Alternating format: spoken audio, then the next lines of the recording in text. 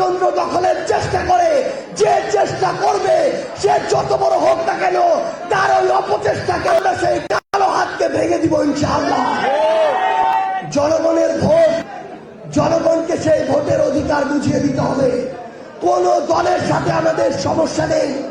অভ্যুত্থানের আগে আমরা একসাথে ছিলাম, অভ্যুত্থানের পরেও আমরা একসাথে থাকবো।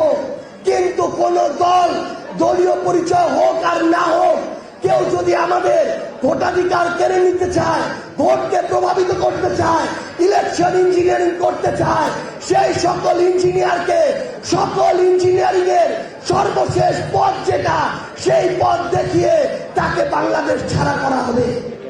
আগামীতে আমরা স্পষ্ট করে শুধু একটা কথা বলে দেই, আমরা আমাদের ভোটাধিকারটা চাই। আমরা আমাদের প্রতিষ্ঠানগুলোকে স্বাধীনভাবে ফাংশন করতে দেখতে চাই।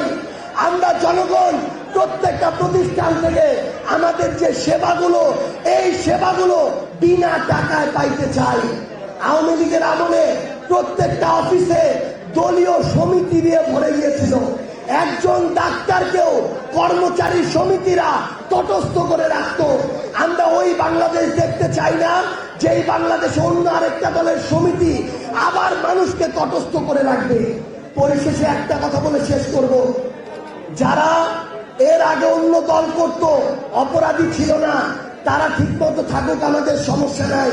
কিন্তু ফ্যাসিবাদের যারা প্রমাণিত দোষর, যারা জুলাইয়ের প্রমাণিত বিরোধী, তাদেরকে যদি আপনারা প্রশ্রয় দেন, যেই ফাঁদ আপনারা তৈরি করছেন, ওই ফাঁদেই আপনাদের শেষ হবে।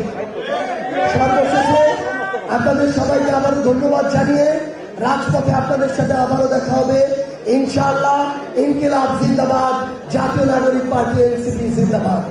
মানে তারুণ্যের অহংকার, বাংলাদেশের ভবিষ্যৎ, আমাদের সবার প্রিয় জাতীয় নাগরিক পার্টির মুখ্য সমন্বয় সংক্ষিপ্ত বক্তব্য নিয়ে আসার জন্য